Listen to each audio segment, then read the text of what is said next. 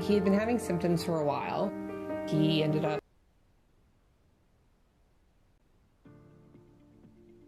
Dear friends of Read for the Cure, my name is Manon Pepin. I am the president and CEO of the Cancer Research Society. For 75 years, our mission has been to fund research to help prevent, detect, and treat all types of cancer. As you know, cancer doesn't take a break, especially in this difficult time for patients who have cancer. This is why your support is so important. All profits for Read for the Cure go to our Environment Cancer Fund. Over the years, Read for the Cure has raised over $1.6 million to Alzheimer's cancer and save lives. Thank you. Have a good evening.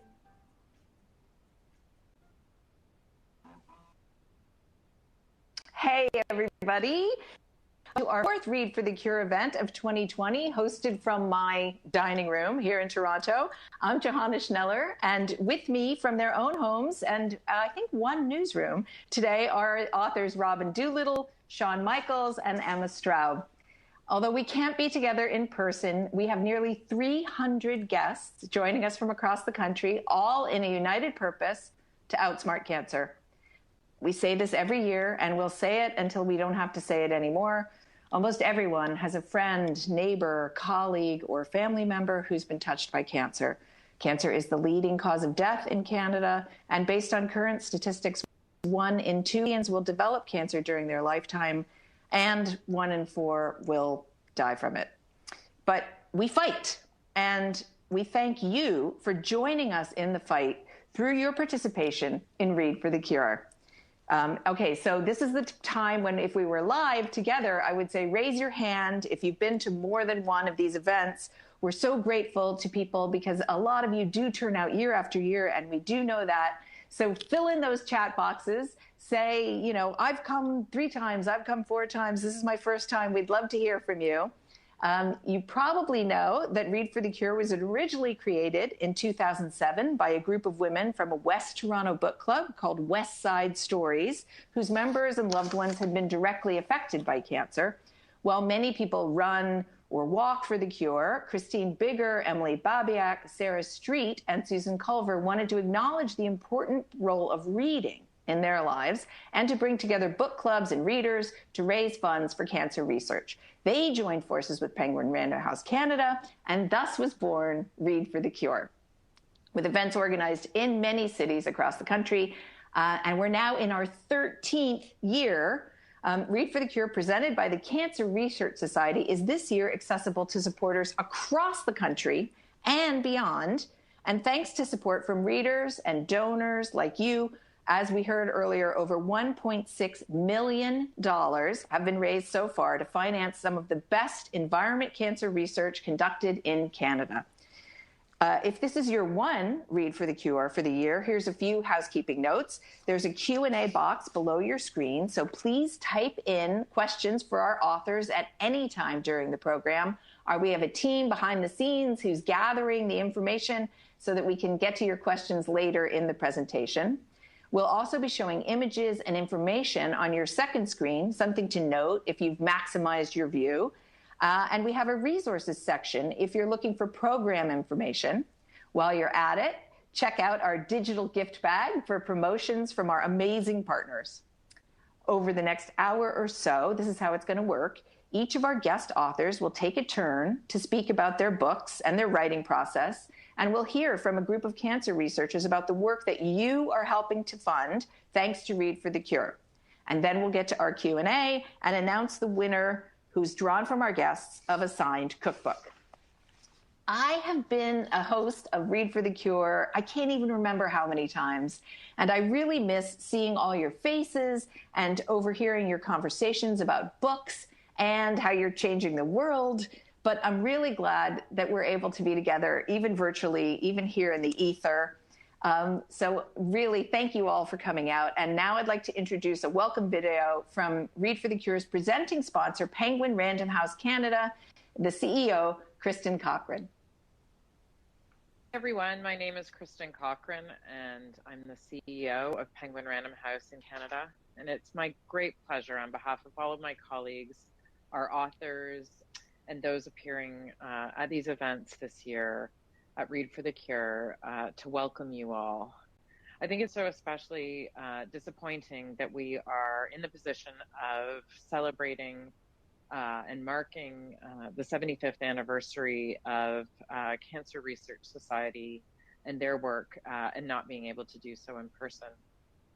But I'm enormously proud of the relationship that Penguin Random House has had with Read for the Cure since 2006. It's one of the easiest questions we ask of our authors if they'll participate. You wouldn't believe the speed with which they say yes. They are very committed to this cause themselves and very happy, I know, to be here, even though we look forward very much to 2021 and the chance to gather again in person. Thank you very much. It's a big thank you to Penguin Random House Canada for supporting Read for the Cure from the very beginning. I'd also like to highlight the incredible support from our partners, TELUS Health, RBC British Columbia, BMO MasterCard, Paper Label, our book shipping partner, Matul, Bolio Vision Care, and our many other local partners, donors, and volunteers. And finally, a special acknowledgement to the Jacques Nolim Foundation as a 2020 patron of the Environment Cancer Fund at the Cancer Research Society. And now let's meet the authors. I'd like to introduce our first, Robin Doolittle. Robin is a member of the Globe and Mail's investigative team. I'm proud to call her a colleague. She's a two-time winner of Canada's Michener Award, which is a rare and impressive achievement. Since coming to the Globe in 2014, she's investigated suspicious business contracts, political corruption, and Canada's response to the COVID-19 pandemic. Her investigation, Unfounded, which explored ways that the Canadian police services handle sexual assault cases, prompted a national overhaul of policy, training, and practices around sexual violence.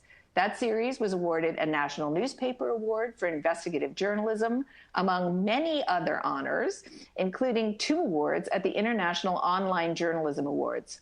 Her book, Had It Coming: What's Fair in the Age of Me Too, was shortlisted for the RBC Taylor Prize for Nonfiction, and Doolittle was named Journalist of the Year in 2017. Welcome, Robin. Hello, Johanna. Hi, guys. Can you hear me? This is all okay? I know we're in COVID times. I am reporting to you live from the Globe and Mail newsroom where I'm hiding from my children. So thank you for that introduction. Had It Coming was really building off of the series that Johanna mentioned that I did for the Globe that was published in 2017. It was called Unfounded. And that series came about because I wanted to look at this question of whether police handle sexual assault investigations differently than other types of crimes. It was a 1.5 long slog of individually collecting statistics from individual police services across the country, and then investigating 54 specific complaints to see what it's like actually going through that process and where things break down. And what I found is that, yes, police were absolutely handling sexual assault cases differently than other types of crimes. Basic investigative steps like interviewing witnesses, trying to locate a suspect, taking crime scene photos, doing forensic testing were being skipped with sexual assault investigations. I found that on average, 1 in 5 complaints were being dismissed as unfounded, which means false or baseless, which was very high. By comparison, regular physical assault, the unfounded rate was around 11% or 10%. So why was that? What is the reason? The only honest explanation is just rape myths and stereotypes. Why is it that these particular cases were being handled differently? And that is where I kind of jump off when I started working on this book. I had no intentions of writing a book when I finished Unfounded. Unfounded was a very long series. It was like 60,000 words in the end. But then Me Too happened at the end of that year.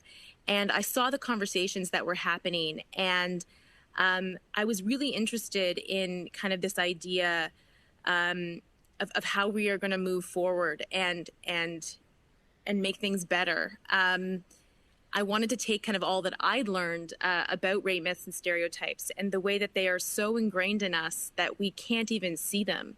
The book explores a lot of different areas, but ultimately what I wanted to do was break down all of the conversations that were happening as a result of Me Too. I wanted to talk about things that were uncomfortable, that people weren't, going to Twitter to talk about. Things like, what do you do with someone who has committed harm? You can't just ship everybody off to Rapist Island, to quote one of the sources who's quoted in the book. What do you do with people who want a second chance? Consent is actually a really complicated discussion. Canadian laws are some of the best in the world, yet they're not working. And why is that? I think one of the big takeaways that I put forward to readers over and over again in the book is that when we talk a lot about the issues that are raised in Me Too, very few are actually criminal, right? It's not illegal to be a creep. It's not illegal to pressure someone into sexual activity if they ultimately willingly consent. It's bad, it's gross, but it's not illegal. And yet so much, we're talking about a boss. Certainly there are workplace employment standards, there are laws against this type of discrimination, but just general jerk behavior isn't illegal. And yet so much of the conversation that we have around these issues is framed in the legal context. And what I'm trying to put forward is that the courts are not going to solve this problem for us. And we need to adjust our lens to kind of an ethical and a moral one. I write about one of the cases that really stuck with me in the early parts of Me Too about comedian Aziz Ansari. You might have seen this story too. It was published on this website, babe.net. I don't think it exists anymore. But basically it was a woman who said that she went on a date with this comedian and it was the worst night of her life. And basically that he kept badgering her for various sexual acts. And she would say, oh, I don't really feel like it, or let's chill out. And he would say, of course. But then he'd try again and she'd go along with it for a little while, but she didn't feel comfortable. She didn't want to. She finally said, that's enough. You're all the same. And I want to go home. And he called her a cab and she left. And the conversation around it, she told the reporter that she felt that she had been sexually assaulted. And the conversation around it was so interesting. I mean, my reaction was that I was like, I don't really know how this fits into the Me Too conversations that we're having now alongside, say, Harvey Weinstein or whatnot. And I texted a bunch of my girlfriends being like, am I crazy? And they said, yes, you are crazy. We absolutely need to be having this conversation. This is what the majority of cases are. Why are you so concerned about Aziz Ansari and whether he's being treated fairly? If he didn't want to be accused of impropriety, he should have been more respectful to his date.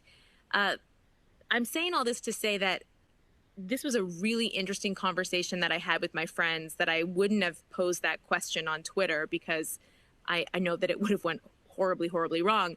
But it did get me thinking so much about this concept of consent and ethical versus legal consent. You see so often when people come forward that the immediate response from people who are reading these stories is, oh, well, why didn't she go to the police? Because we're obsessed with the legal framework here. But so often Me Too allegations are not a criminal act. What would they have done calling the police? So I spend a lot of time talking about that. I spend a lot of time kind of talking about the way that our body physically changes when we feel intense fear. And this is something that's called the neurobiology of trauma. And what I learned a lot about it in doing Unfounded. And what is so important about this research, this area of research, is it provides biological explanations for rape myths and stereotypes. These ideas that we have where why did someone who's being sexually assaulted act illogically? Like, if you say you're being raped in a room and there's someone outside, why didn't you just call for help? Why are you having trouble remembering what happened if it was so scary? Why did you talk to that person like nothing happened the next day and then report them 2 months later? There's actual science behind this that's really interesting. For example, I write about this study that was done by a brilliant London scientist, a scientist in London that's known all around the world, of a car accident. And it was a husband and wife that they watched a girl basically burn to death in this horrible car accident, and both suffered PTSD.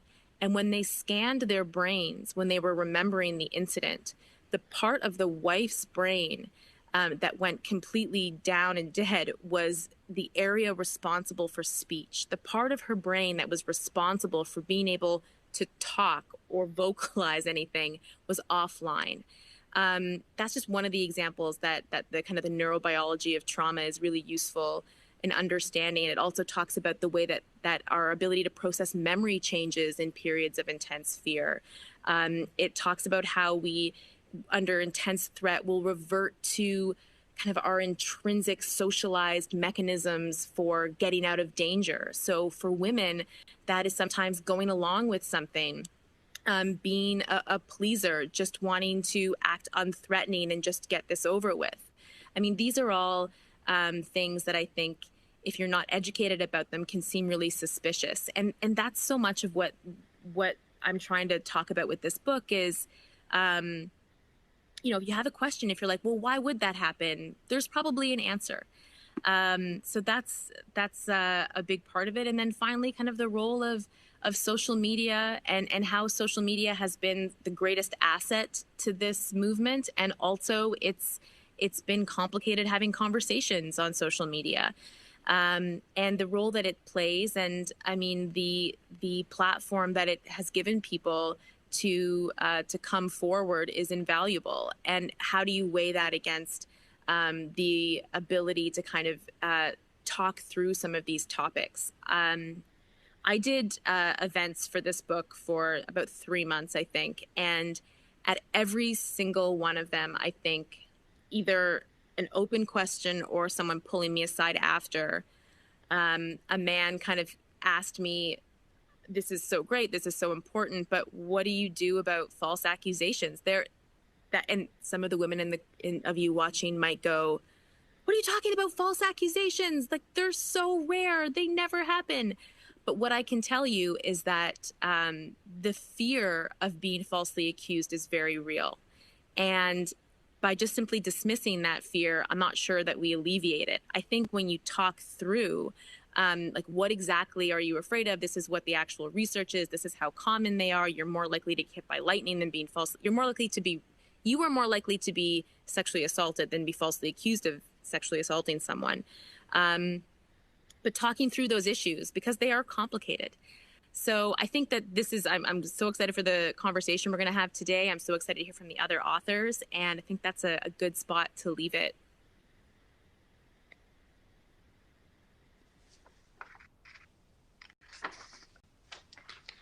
Thanks, Robin. We do have a ton to talk about. That false accusation stuff is really potent and powerful in the book, as is the brain science. I can definitely say I do not want to go to Rapist Island either. So I'm with you on that. And this is nothing on Shawn Michaels that I'm going to make this segue now. But our next author is Shawn Michaels. Shawn is a novelist, a short story writer, and a critic. Born in Stirling, Scotland, and raised in Ottawa, he eventually settled in Montreal, where he founded the pioneering music blog, Said the Gramophone. His debut novel, Us Conductors, received the Scotiabank Giller Prize, the QWF Paragraph Hugh McLennan Prize for fiction, and it was nominated for the Amazon.ca First Novel Award, the Kirkus Prize, the International Dublin Literary Award, and, in translation, the Prix de Libraire de Quebec. His second novel, The Wagers, appeared in 2019 and was recently optioned for development by the streaming service Hulu, which is good company because that's also where The Handmaid's Tale is. Over to you, Sean. Miro, hi, my son just walked into the room. All right, COVID to have to say, wave hello. Okay. You gotta say goodnight. So what I'm going to tell you about tonight is my book, The Wagers. This is a book all about luck. It's a book about luck, and it's a bit of a change of pace, I think, from what Robin was just talking about. It's a pleasure to be here. Sorry, let me gather myself. It's a book about a luck. Also, in part, towards the end of the book, a book about a mysterious and lucky billionaire named Z Largo. And today I wanted to just take a few minutes to tell you about the story of some of the inspiration for that odd character, Z Largo. So flashback 10 years ago, approximately 10 years ago, it was a winter's night. There was a pandemic. I went to a vernissage opening at the Belgo building in downtown Montreal, a little art opening for my friend, and lovely watercolors on the wall. And I got home, a few glasses of free red wine, and turned on my computer, as one does, and logged on to a message board that I followed. So a little website where people could just talk about no matter what. It wasn't Reddit or something like that. It was just a small little community board, but had attracted a really random group of people in the world to this closed little small community, no real subject. And while I'd been out that day, when I logged on, I found that they read, a discussion topic that someone had started that had already attracted like 100, 200 replies, way more responses than most of the discussion ever got. And it was by a new user called Stuffmonger. And he had written this very strange post where he said more or less the following. He said, "Hello, I find this community very, very interesting. You seem like a diverse and curious array of people with broad range of interests and talents and a good sense of humor. And I'm a very successful businessman, and my successes in life have been through my ability to scout talent and interesting characters. I believe that you are just the perfect people to help me on my newest enterprise. And thus I would invite you to come and join me on this enterprise. I will not reveal my identity, but I live in Belize. And any of you would like to come to Belize at your own expense, to host you here at my expense for the next 2 weeks. We will work every other day on this new project. And on our days off, we will snorkel, we will surf, we will sail, we will eat, explore in the jungle. Anyway, come one, come all to Belize." Now, the response of the people online was more or less what you would expect, which was gags about, Nigerian princes asking for donations and, who is this guy inviting us to Belize? And so Stuffmonger returned a little bit, I think, put out and changed tacks and actually said that he was going to reveal his identity. Who was this man? Well, Stuffmonger claimed his name was John McAfee, the creator of McAfee Antivirus, the very popular antivirus software that's on millions of computers around the world. He had sold the company about 20 years ago. He was worth at some point as much as $100 million. Now, in the years since the story takes place, as I say, this happened around 2010. John, just a second, I'm gonna lock a door. Miro, I am private. The pleasures of COVID. Okay, so in the years since all of this happened, John McAfee his story has taken a real turn for the worse. He's gotten caught up in terrible stuff. And if you've heard about him in recent weeks, it's because he's in jail in Spain for tax evasion and possibly some worse things. But at the time this all happened, John was still a sort of rakish, eccentric millionaire character. And here he was on this message board, claiming at least that it was him. And as the thread went on, I was just reading all this at home in the dark. John essentially proved his identity by posting a photograph of himself, and then went on to explain what this new initiative of his was, just what he was working on in Belize. He explained that he was working on something called quorum sensing. So essentially, next generation antibiotics with the help of a brilliant scientist from the United States called Alison Adenizio. They were harvesting plants, they were turning them into medicine, they were curing cancer. That's what he wanted. So once it was proven that this was indeed John McAfee, the questions on this thread of these skeptical internet users didn't really go away. They still wanted to know, well, wait, you want up? Why? Just like general rabble from the internet? And he stood firmly in his idea that this was the best way to recruit interesting people with a real passion. You know, someone who would really just jump at an opportunity like this was the sort of person he wanted to work with. People said, what kind of skills are you looking for? He said, anything. They asked, why won't you pay for me to come to Belize? You know, just pay my way. I'm a programmer, etc. He would say, no, I want people who will show a certain investment in this project from the beginning. Anyway, it was ridiculous. I logged on, I read all of this, and I was not going to fly to Belize to work on some antibiotics project with a software millionaire. But I did what I would do, which is that I sat down and wrote a silly, whimsical, slightly tender-hearted short story, imagining if I were to go, imagining a ramshackle writer from Montreal flying down to Belize, being met by a man on a speedboat and taken to an island, and everything that went after that. So I wrote this story just for kicks until the wee hours of the morning, a couple thousand words. I posted it on the message board in the thread, and then I went to sleep. And in the morning, when I woke up, John McAfee had written me a private email.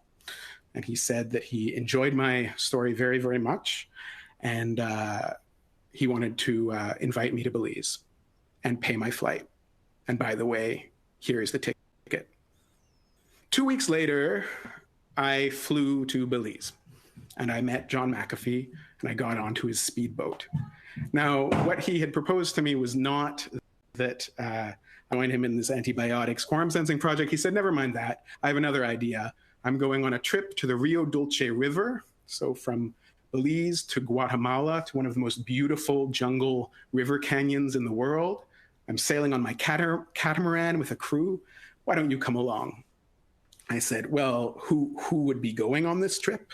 And he explained that it would be himself, the skipper, Freddie, who knows the Caribbean basin better than ever any living man, his friend, him, a programmer from the Bay Area, his partner, John's partner, Jen, a naturopath and small business owner, Mardea, a quote, gnomish linguist, who is the most socially repressed, most socially inept person John had ever met, but who knows every language of the Caribbean basin. Who else? Alison, the brilliant biologist, botanist. And finally, Candace, John's 18-year-old ward, as he called her, quote, bane to the low boys. He said, Sean, your role would be words. And really, we would just be, here, I've written it down. He said, we'll normally sail for 4 or 5 days, or 4 or 5 hours at a time. You can watch TV, sleep, listen to music, quiet spot away from people, make a sandwich. Then we'll anchor at a remote, unvisited island. We might go snorkeling. If we find fishermen, we'll buy fresh fish, or we'll try to catch some. We'll get steaks from the freezer. If not, we'll chat quietly or go in the dinghy and explore the island. We eat, normally watch a movie. Zatoichi is my favorite, he said. Look at stars and go to bed. John promised me he was clean and sober. And indeed, when I went to Belize, that's what I found. Improbably, incredibly, it was more or less as he described. He was a strange, eccentric millionaire living with Jen and Candace and and Jim and Allison and all this bizarre group of people. He lived in San Pedro in Belize. His mansion had this white baby grand piano where he would sit down and play, revealing that it was in fact a synthesizer that could harmonize automatically with everything he played. He asked me the time, and when I showed him that I didn't have a watch, I probably didn't even have a phone at that time, he then opened his cabinets, revealing hundreds of watches everywhere, which he pulled out. He explained that they were there for bribes to give away to judges or police if anyone stopped him. Fakes, he assured me. And then we got on board his catamaran called My Freedom, and we sailed to Guatemala. I learned to snorkel. I visited desert islands. I watched movies. I talked about poetry. I watched John do magic tricks. He took my passport and kind of snuck us into Guatemala legally. He told me about his yoga retreat he once had. And he seemed to have this demented wisdom the whole time. I returned to after these 10 crazy days. I went back to my real life. I was at that time single. There's no kids scampering around. I was only semi-employed. I was in the gloom of my apartment, and a novel I had written had just rejected from publishers. And the thing that kind of stayed with me and that I kept returning to over and over was that trip with John as this reminder that good things can suddenly happen. All of us here, especially for a cause like the one we're gathered here today, know that bad things happen. Random bad things happen all the time, terrible tragedies. But jackpots also sort of land on our heads, or even tiny, random, strange jackpots, like a millionaire in Belize. Of course, sometimes those good things can get complicated, and those jackpots themselves be a trap, where you start to try to rearrange your life to try to force good things to manifest. But just the possibility of them, the chance, can really help us, especially through difficult moments. I wanted to just finish with one last tiny memory of my trip to Belize, which was near the end of the trip when I went swimming. I was getting out of the boat and I realized I was still wearing my new watch that John had given me. And I asked him, can I swim with this? Can I get in the water with it? Well, he said, if it's a knockoff, it'll stop working. And if it's real, no problem. And I kept the watch on my wrist as I got into the water and listened to it tick, tick, tick. Thank you very much.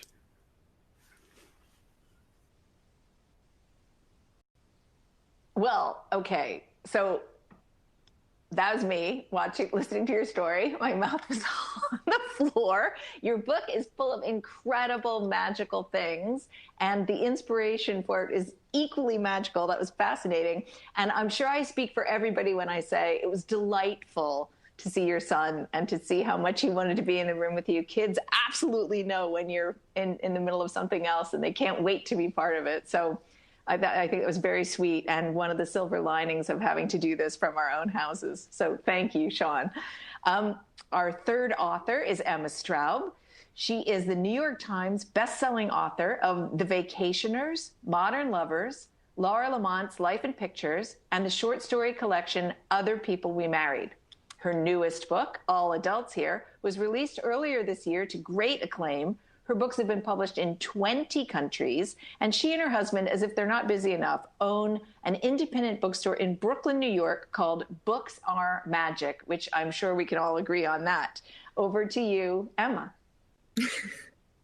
Hi, everybody. So, it's so awkward. This whole thing is so awkward because I actually also live in Belize and would like to invite all of you to come to my home and help me with some projects. I wasn't going to bring it up, but the coincidence just seemed too great. So everyone check your email boxes directly after this event for details and plane tickets.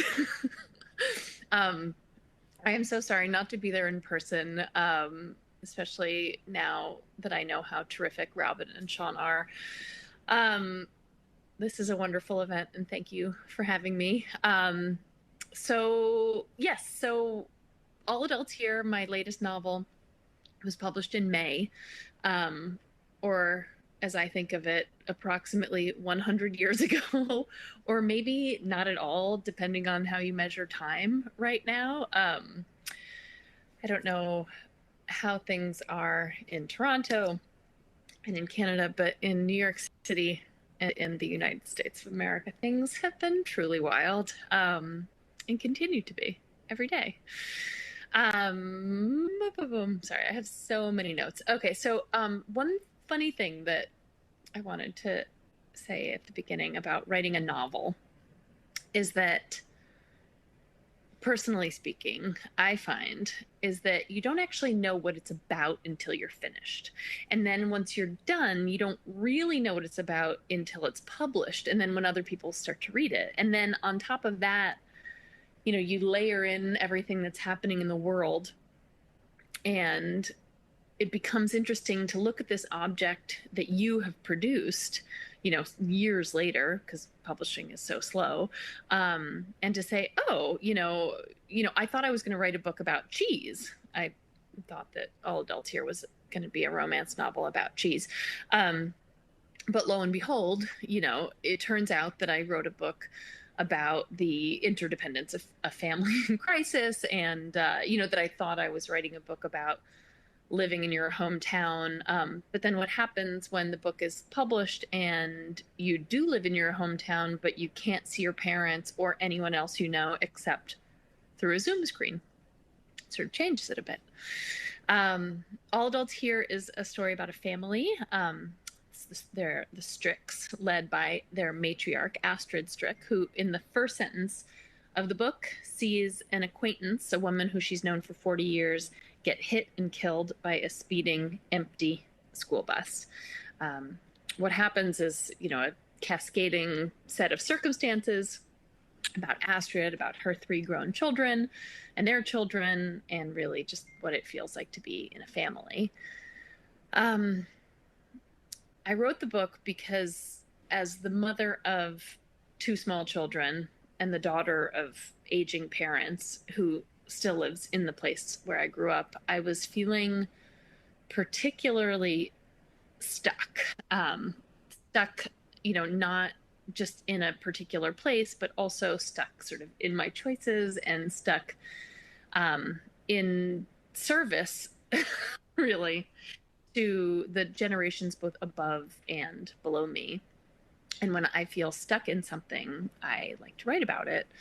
The Stricks are not my family, not at all, but the feelings of, you know, the ever-present threat of total failure, and love and duty, and of very much of being inside a loop of your life, are very much my obsessions, and have been for a few years. When the book came out, I'm sorry, I am getting all these text messages, and I don't know how to make them stop beeping on my computer, so I apologize if there are beeps. When the book came out in May, we were about a month and a half or so into our shutdown here in New York City. My husband was still going into our bookstore every day, shipping out books, and so I was at home in charge of our 4-year-old and 6-year-old lunatics and their remote schooling for about 10 hours every day by myself. My parents, who live about 4 blocks away from here, were off limits because my father's health is not good, and so it was really just us. And instead of my, you know, book tour, like obviously there was no book tour, which I had been looking forward to for months, both because it would get me out of Brooklyn and into so many of my bookstore colleagues' bookshops across the country and the world, but also, and I feel like Robin and Sean will feel this one, also because it meant silent, empty hotel rooms where no one would make me up in the middle of the night to, you know, fix their blanket, or where no one would wake me up at 6 a.m. just to tell me that it was 6 a.m. Which meant that my experience of publishing the book was different than I anticipated. But it was still an escape. For an hour or an hour and a half every night of my book tour, I got to vanish from my daily life into this life of the mind, my sort of previous existence, and to talk to friends of mine who had roped into chatting with me. And we would then talk about the book, about the pandemic, about our lives. And I could sort of forget for a few minutes that my whole life as it was had been sort of put on pause. And it also made me look at the book really differently. Instead of feeling sort of claustrophobic or stifling, the idea of a family in the same town, always seeing each other for meals and going in and out of each other's spaces, which is sort of what I thought it was. Suddenly it seemed like a beautiful fantasy, which, all these months later, it still does. And so I also want to say, just in case you didn't notice, everyone from Read for a Cure really sort of talked up the book club aspect of this. And so I am fully treating this like a book club of which I am a member, and where we talk about the book, yes, but also really we talk about sort of what the book reflects back to us about our lives. How your book clubs go, but that's how mine generally have. My parents, as I mentioned, live a few blocks away from me, and my father just came home from a 3.5-month stay in hospital. Not COVID related, not cancer, but he had heart surgery and then just sort of an endless string of things. And he is 77, which is the same age that my maternal grandmother was when she died of cancer, which I understand now is quite young. I was able to visit my dad once a week, and we would sit and talk, and sometimes I would tape our conversations, as some friends suggested that I do.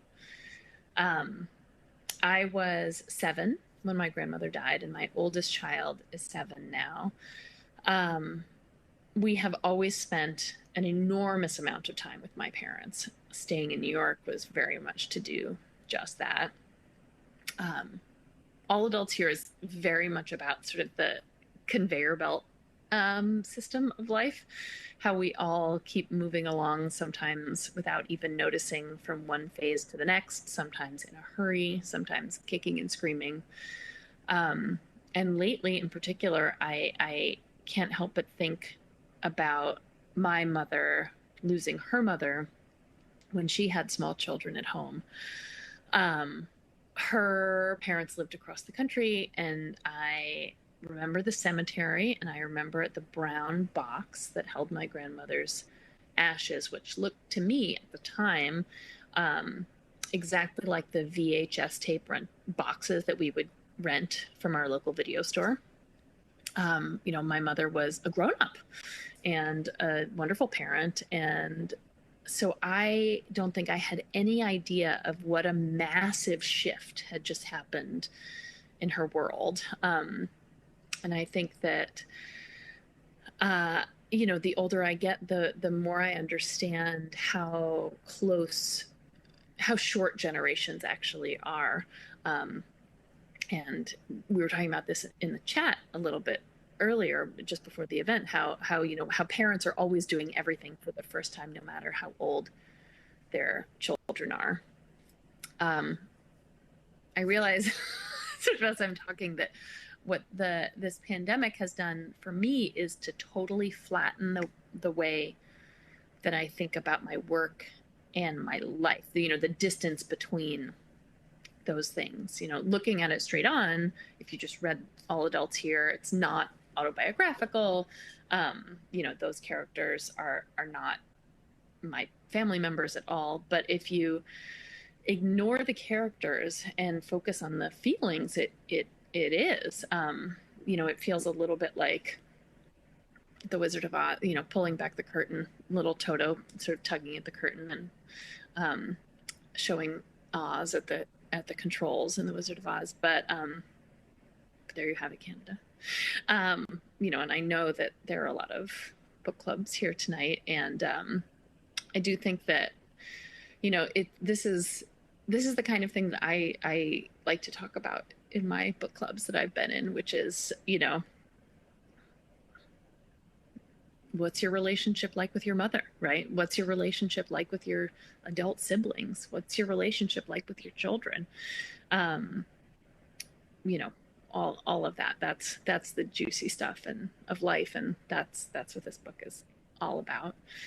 One of the very best things for me, one of the things that I like the most about writing a book is seeing what parts connect with readers and hearing from readers. And so I'm really excited about the rest of this event and getting to hear and talk to people. And I'm very happy to raise money for cancer research. There's nothing that I love more than when books can help the world in any way. And this is a great one. So thank you so much for having me.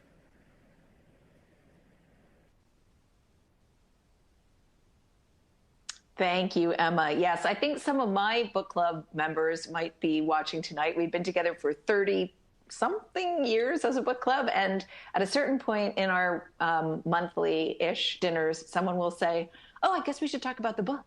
And then we all talk about the book. But there's a lot of chow leading up to that. And already, even though we've only just getting to know each other, I would go to Belize with any of you. So I await the email. Before we get into the Q&A portion, I would like to acknowledge that it is, as Kristen said, the 75th anniversary of the Cancer Research Society, a Canadian not-for-profit organization whose sole mission is to fund research that will help to prevent, detect, and treat all types of cancer. 100% of the proceeds from this Read for the Cure event benefit the CRS Environment Cancer Fund. We're now going to play you a short video message from cancer researchers across the country on the impact of your support. And don't forget to check out the program and outsmartcancer.ca to learn more about the specific projects CRS-affiliated scientists are devoted to. You can also use this time to send in your questions for our authors if you haven't already typed those. So let's watch the video.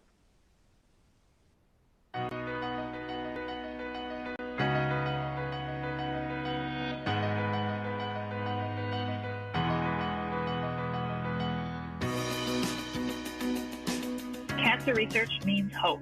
Cancer research represents a priority. Breakthroughs. Collaboration. It's an investment in our future.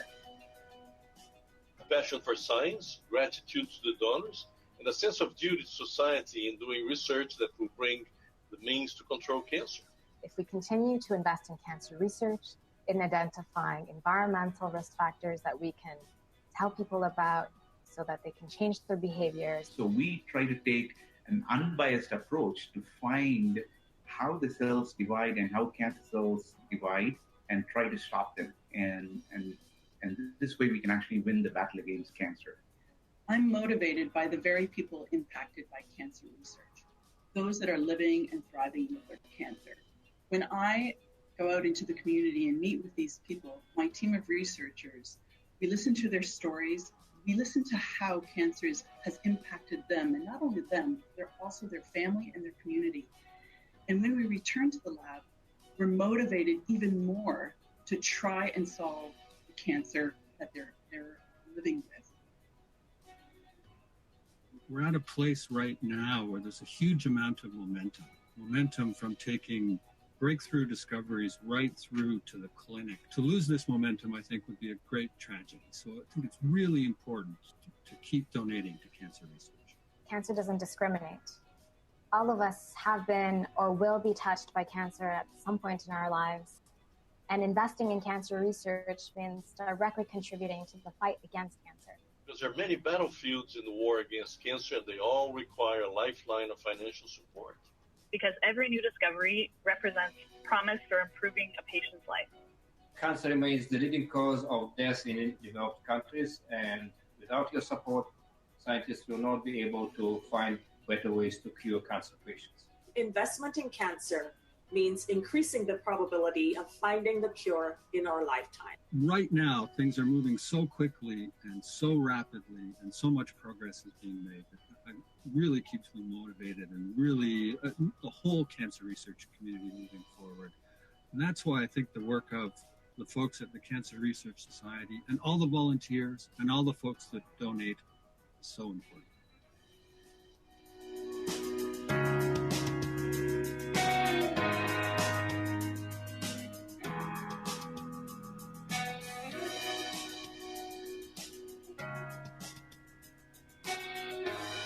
Your support makes all the difference.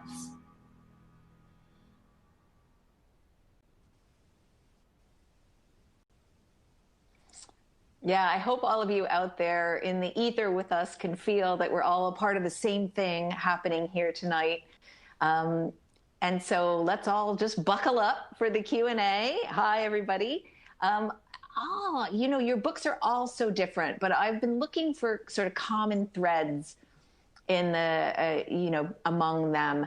And I think one of the things that each of your books does in a very different way is kind of you're interrogating kind of with, in the case of the fiction writers, their lead characters are kind of interrogating who they are. And in Robin's case, I think you're asking yourself that question as a reporter, as a person who had assumptions about these kinds of cases. But what I appreciate about all three of these books is that you are all pretty fearless about these kinds of interrogations. Emma, I'm going to start with you. Like we often think of sort of domestic dramas as kind of like smaller or more personal, but Astrid uses the word enormous to describe her feelings about, her questions and doubts about parenting. And I feel like this book it's one family, but it's also enormous. It is that notion of people who are really engaged in the quest of figuring out who they are for themselves and in context to each other. And I also think there's a lot of drama in how people behave well as badly. So were you thinking about those things, about those kinds of self-interrogations when you were writing this? Yeah. And I mean, I think that, I don't know. I mean, I don't think of myself as having a very dramatic life, right? But the drama in my life is always related to people, right? It's who she said that, or this person behaved this way. Goodness, which makes it sound like I live in Downton Abbey or something. But I think that's it. I think that's real, right? Most of us don't live inside action movies. We live in, domestic dramedies where, funny things happen and sad things happen and momentous things happen all within the course of what we do on just a regular day. And the course of going to buy milk or something. Right, yeah, like right. You have a big drama. Yeah. And I mean, especially now where I don't leave my house nearly as much as I used to. It's, it's often at home, right? Where do we have these conversations, and, yeah, I mean, to me, that's just, it's an honest way of, sort of chronicling how to be a person, I think. I mean, is it the most exciting? No. One of my books took place on an island, off the coast of Spain. That was exciting because it was in a beautiful place that is not my home.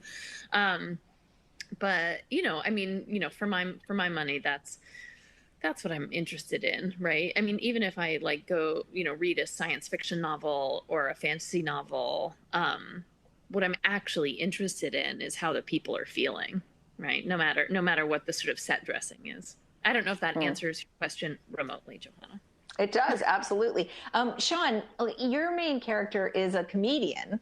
And reading your book, I was struck by thinking, I wonder, are comedians more willing, do you think, to interrogate themselves than most people? Do you think they have to take a more unflinching look at themselves? And does that make them sort of ideal protagonists in a way? Well, certain comedians are. I think you've got different sort of tribes of comedians in the world. For me, one of the reasons I wanted to write a book with a comedian at its heart was this idea, was kind of imagining the comedian as artist. I'd make art, or what to make art? No.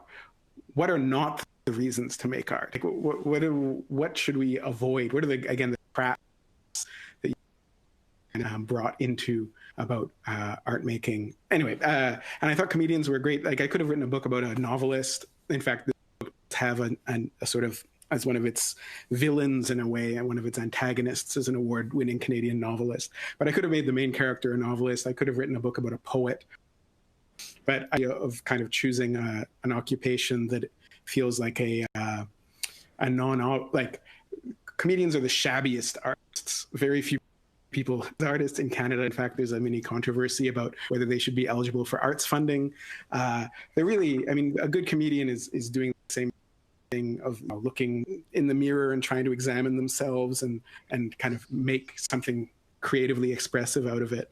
And so I thought it was a really interesting way for me to kind of transmute some of my anxieties and preoccupations into a figure and into an art form that thinking so much about all that art making stuff. Yeah. Robin, in your book, it's talking about interrogating oneself. You talk a lot about what a reporter needs to do and how important it is to not sort of get caught up in the drama of somebody's story, even if it's the most dramatic moment of their life, right? That you have to be constantly asking yourself those kinds of questions about your own objectivity. So it's now 3 years after #MeToo went global. Can you tell us sort of like where you think we are? And also, I would love to hear your thoughts on our kind of call out culture, this notion that we can all take to the internet and sort of create our own dramas and make decisions about other people's lives in a way that we couldn't do even just a few years ago. Yeah. Gosh. Okay. So where are we now? I think at the end of the book, I kind of take a look at that question, and there are lots of indications that we're in a better place. The number of people reporting sexual harassment to kind of HR departments and companies is up. There's more people going to the police reporting, so that is an indication of trust. So that's really good news. But the flip side of that, I think, is there are surveys that show we're backsliding in other ways. So, when they do surveys of, say, CEOs or male executives, there's a lot of concern among these men about, say, mentoring younger women or going to dinners with women. They're pulling away, and that's not going to help the situation.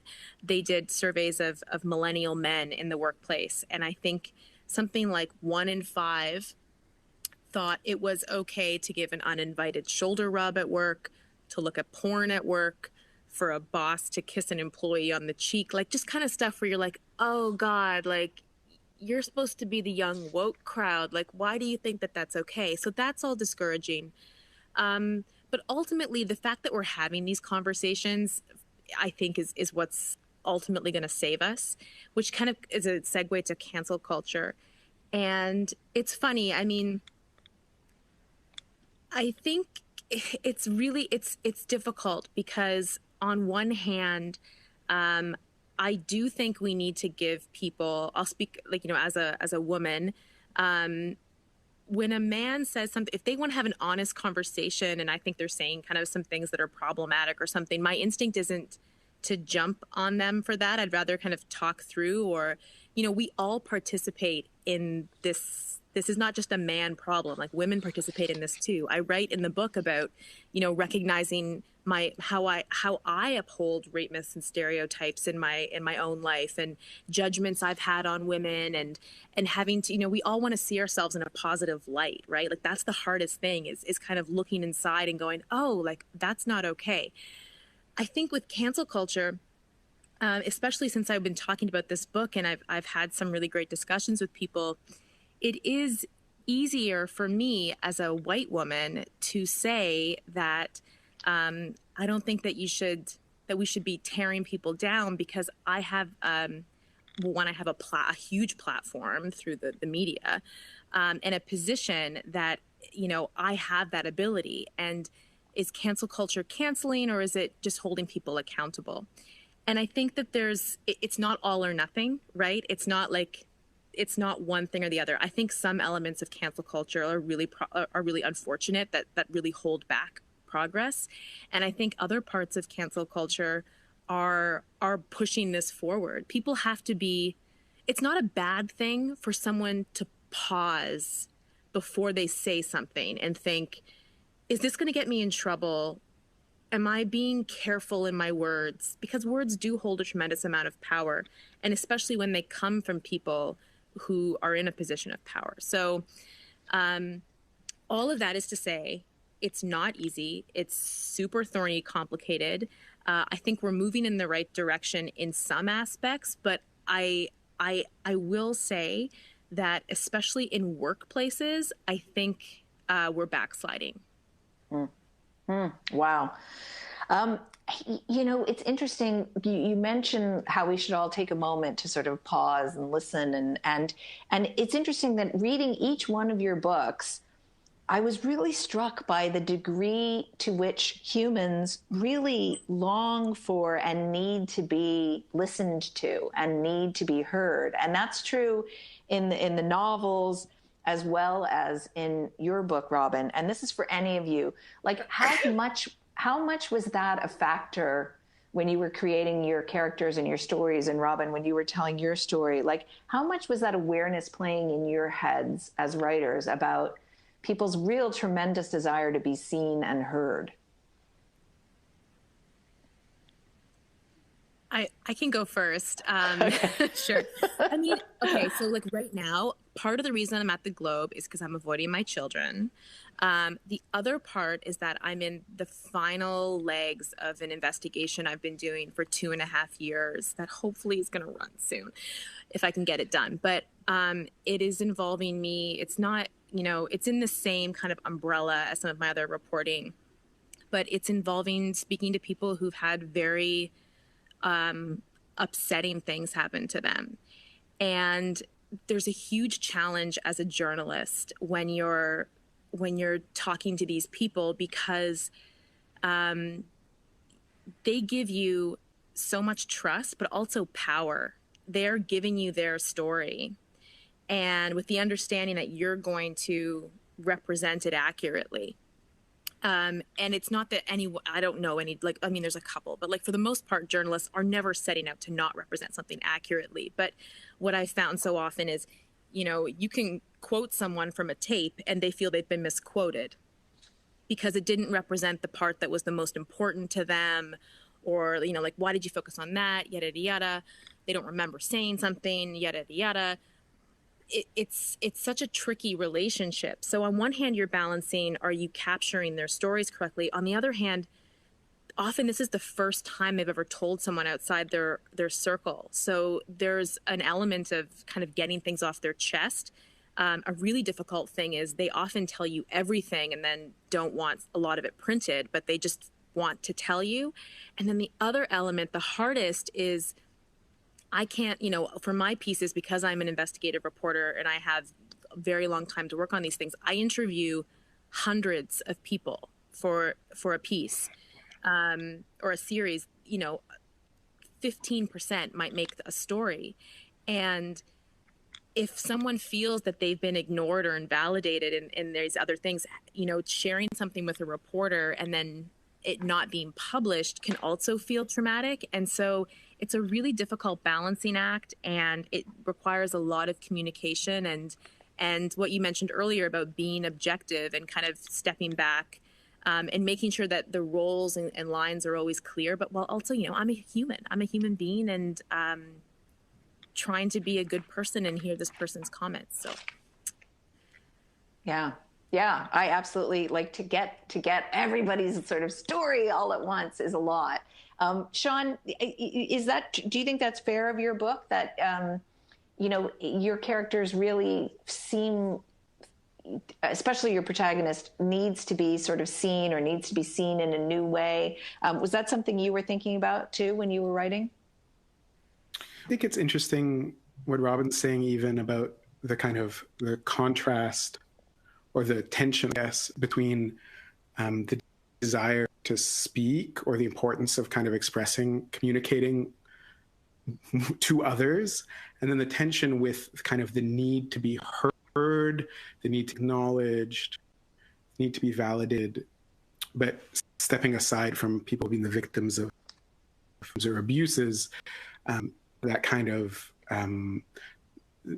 counting on the response. And so Theo, who's this stand-up comedian in this book, he's part of one of the kind of traps that the book is about navigating your way around. And I think that as a writer, I think about a lot, is it's one thing to write, and it's another thing to be counting on what the response to that writing, or what the response to that joke will be. Theo will tell these excoriating, self-excluding jokes, but it's like waiting to hear the laugh. Is the laugh there? As a writer, it's very easy to say, well, to want to know what the readers will think. But there's a tension there, because every time I'm kind of the worthiness of the work, or the worthiness of my life, or Theo's life, is my life worthy? If Theo's life, the worthiness of Theo's life and practice and habits depends on whether or not somebody laughs at his joke on that particular night, that's a terrifying and terrible life in a way, because it's completely out of your hands, and in a way you're kind of giving away some ability of the soul, to a random bunch of people who are in a basement comedy club one night.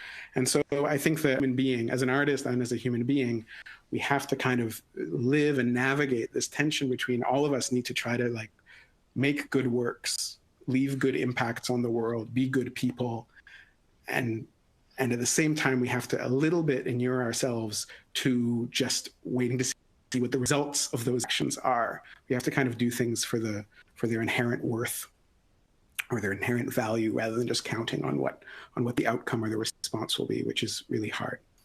Yeah, and Emma, I think that there's that balancing act in your book too, about how we want to, we want to be seen a certain way, we want to be independent, but we also want to be loved. Like that constant tension, right, between wanting to, quote, fit into your family and wanting to break away from your family. I mean, I think that that's sort of like society writ large. And as you were saying, like COVID has only brought all that, I think, kind of more into relief, don't you think?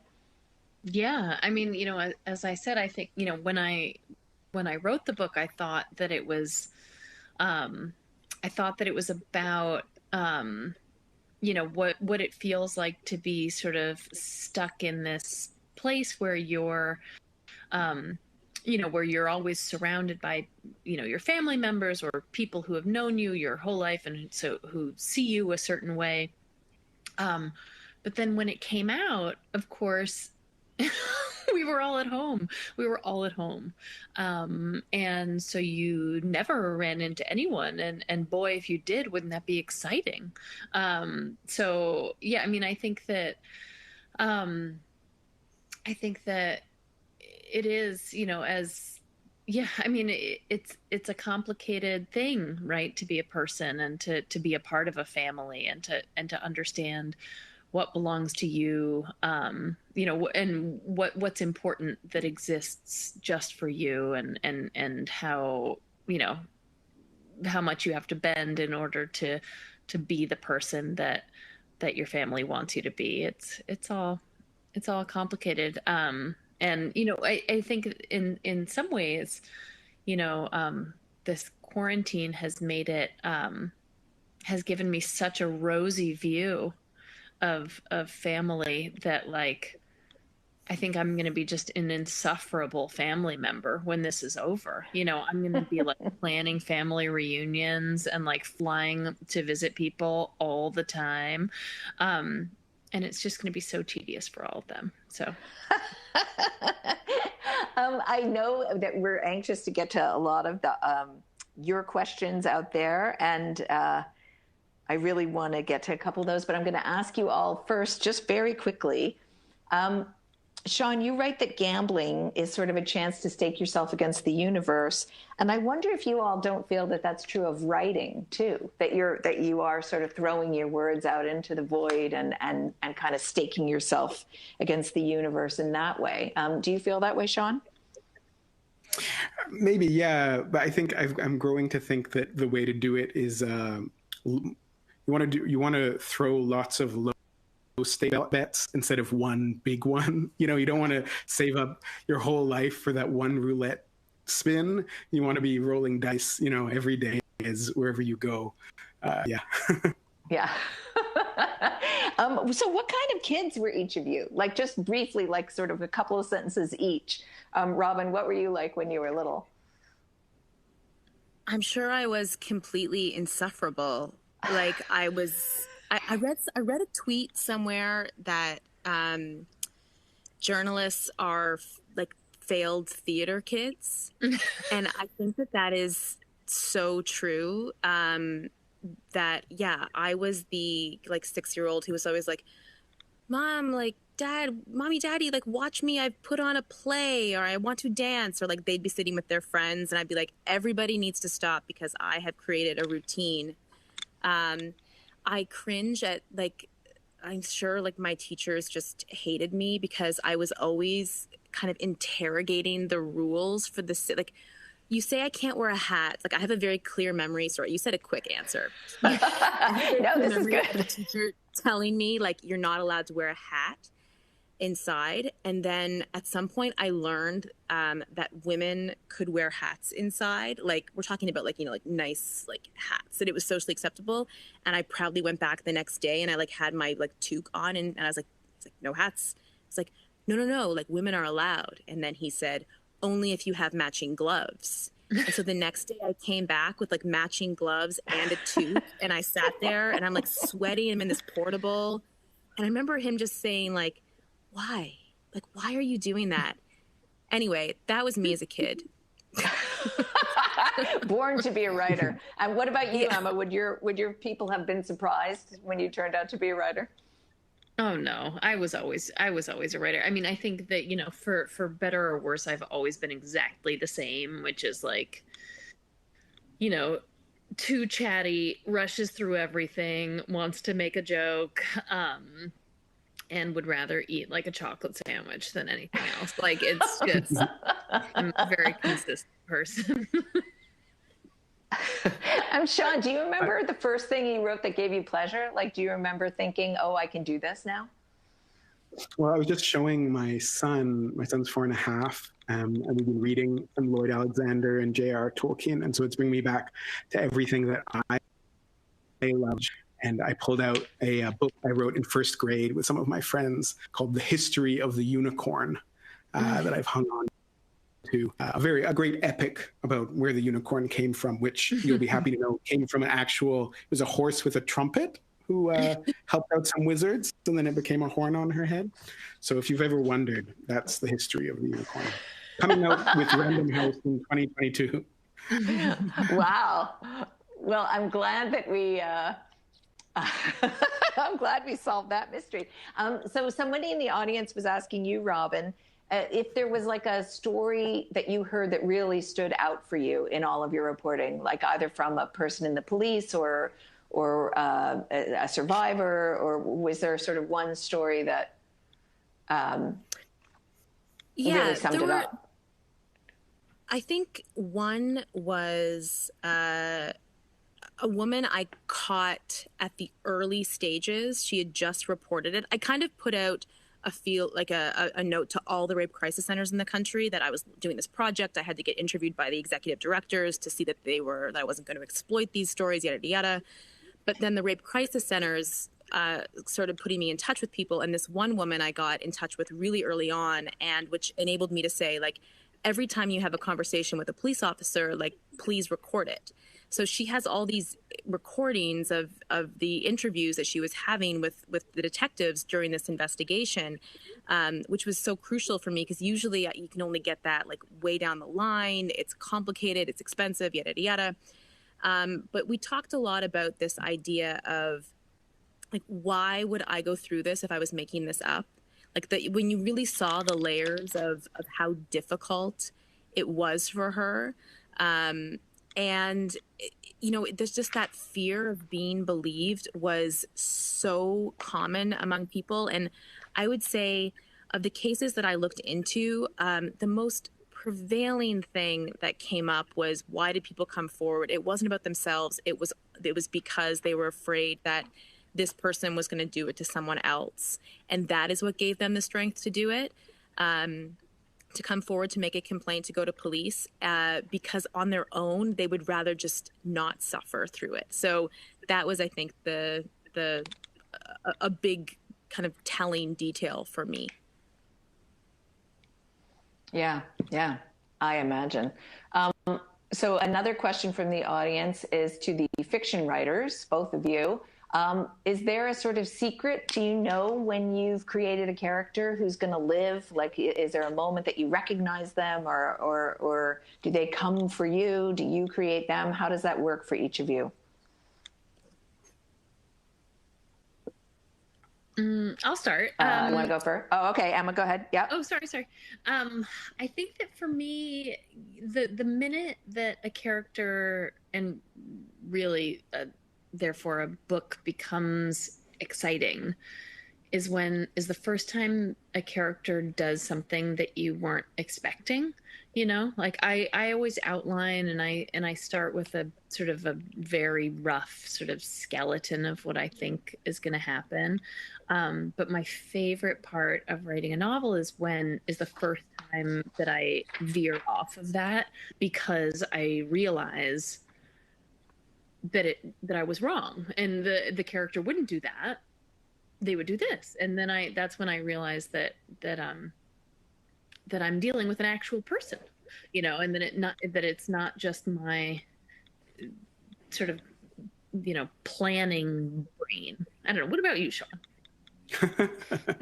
I feel like I'm not as like it's not fair to say that I'm not as character centric as a lot of writers, because obviously, I mean, my books are full of characters, and I think they're alive. But for me, a book begins. I always think about it as weather, like the weather in the sky.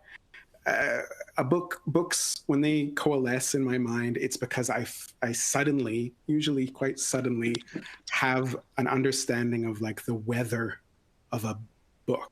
And I don't mean literally like, is it rainy or sunny, but just the same way that, you know, how we can step outside on those strange green nights in the late summer where sort of maybe a storm's coming on and it's unseasonably warm and the light's getting dim, but the sky looks sort of green because of the storm, and the wind is blowing and the light is... Anyway, that's a very distinct weather. Or, you know, the crisp, clear, blue sky day of an early spring day where everything...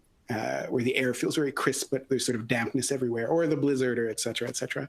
And each of these has this distinct weather. And for me, most of my favorite books really have this weather. It's the unique, you know, you open the book and you read a page and suddenly the room is full of a complete and entire ambiance. You know, a weather system has moved in, or you can also imagine it like a perfume, you know, like this book smells of ferns and sod and glass. I don't know, but this really unique ambient feeling, and that's the thing that really has to strike me. And the first book, Us Conductors, would have this. I wanted to have this snowy, kind of distilled, snowy, very movements kind of weather. And I knew that The Wagers, I wanted to be colorful and rambunctious and be a kind of a novel of the mind and ideas, but like wrapped up in an almost absurd it's like a naturalistic story, and then just becomes more and absurd and ridiculous and action-packed. And the book I'm writing now, I want it to be a very still, small, about rooms and work, writing, and anyway. But that weather kind of question strikes me as most important. And then once I have that weather, I can kind of very quickly hear the voice of whoever's telling us the story that takes place there. I love that, the idea of weather of a book. That's fantastic. So there's a question about redemption. And in some ways, all of your books do touch on this. Like, is every story about redemption? Does everybody deserve redemption? Are there, Robin, I'm thinking about, like, you ask that question a lot of, like, when is the time? When have people done enough penance that we can forgive them?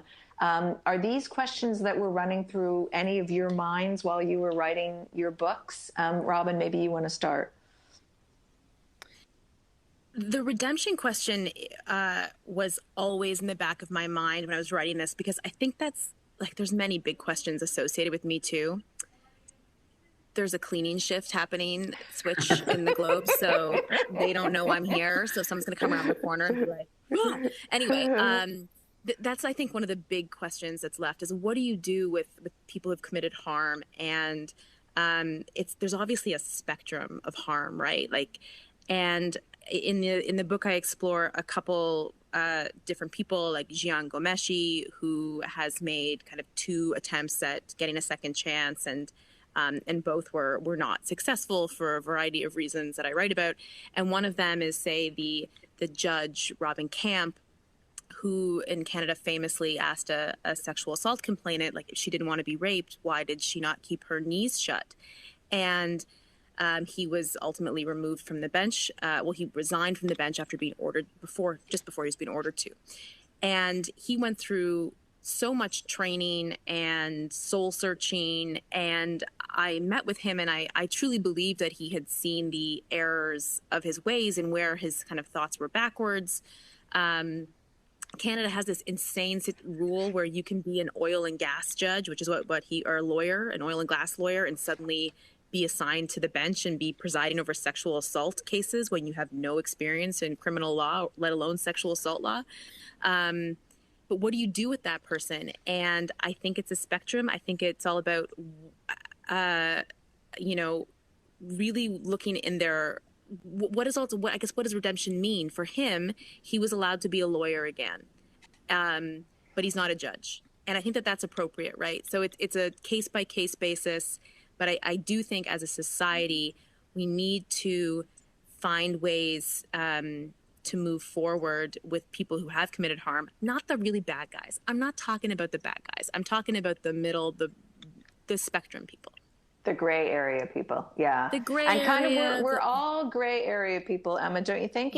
I mean, your characters do some things that are pretty harsh, but is there anything you think in your book that would have been unforgivable? No. I mean, I I don't. I mean, maybe that means I'm too forgiving a person.